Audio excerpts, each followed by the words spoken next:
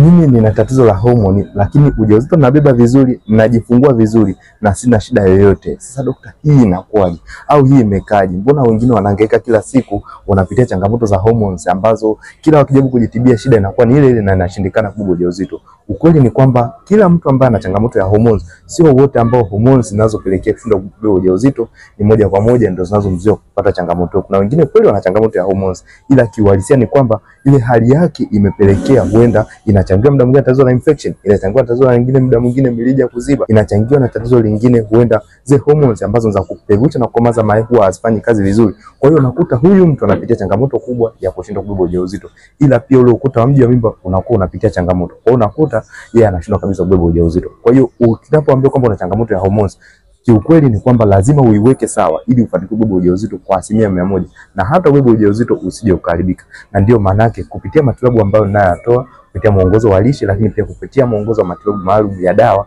huwa yanawasaidia wanawake wengi sana. Na wewe unaweza kama mmoja wapo ambao unahitaji matibabu haya, unaweza tukawasiliana moja kwa moja.